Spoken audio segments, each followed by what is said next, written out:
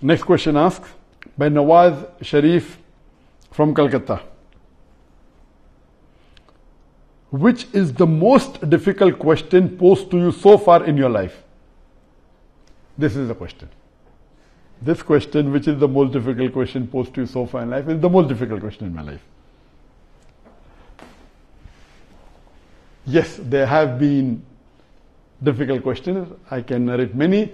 As far as the most difficult question is concerned, because it's not a very common question, I will never tell it to the masses, to the public.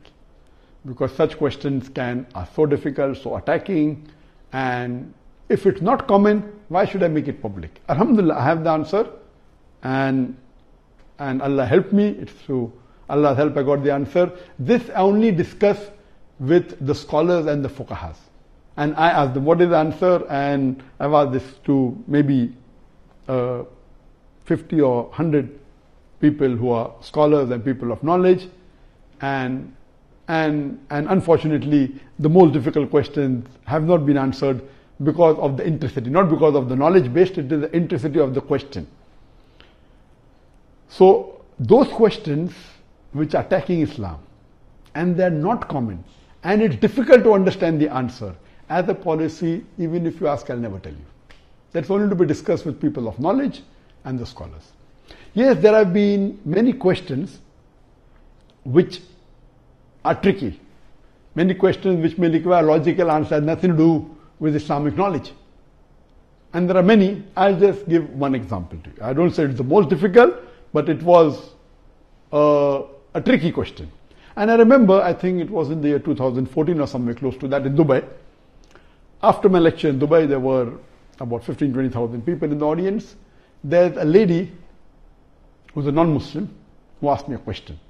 And she said, Dr. Zakir, you often give the example of why a Muslim lady should do hijab, and you ask the question that if two twin sisters who are equally beautiful, one of them is wearing the Islamic hijab, complete body covered, except the face and the hands up to the wrist, and the other twin sister, she is wearing the Western clothes with mini skirts and a low neck, and if both of them are walking down the streets of Dubai, and if there is a hooligan, if there is a ruffian who's waiting to tease a girl, which girl will he tease? And you ask this question. And yes, I have given this example and I've asked this question since the early 90s when I gave the talk of women's rights in Islam the first time in 1993. Since this time I'm asking a question.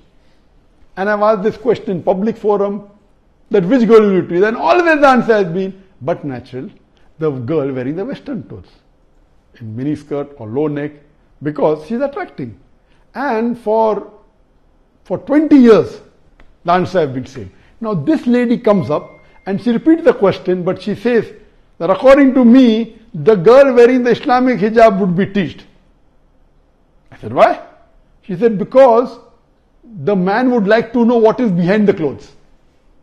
That's why he will tease the girl wearing the Islamic hijab. And my daughter who was in the audience, she said, now Abba is trapped. My father is trapped. And I was taken aback that this was never answered. So what I say, these type of replies are mainly devilish replies to try and trap. But Alhamdulillah, in such situation, Allah is the one who always helps. I got up and I said, okay, sister has asked a very good question, and I continued the question. And I said, though I disagree. So this was a question asked, now hear my answer. I said, I disagree with your answer. It's an illogical answer. But if you agree that your answer is correct, then why are you wearing clothes? If you don't want people to be clothes, you should take off your clothes. And believe me, that woman was so embarrassed, and that was a very good slap to her reply, to her question, which was a devilish question. She went back and she sat quietly. So these types of questions by non-Muslims who come to attack you, it has got nothing to do with Islam. My answer was logical. But what I told her, okay, I disagree with your answer, but if you agree with your answer, why are you wearing clothes? And she was wearing clothes. I said, why are you wearing clothes? And so these type of questions, the answer should be with hikmah.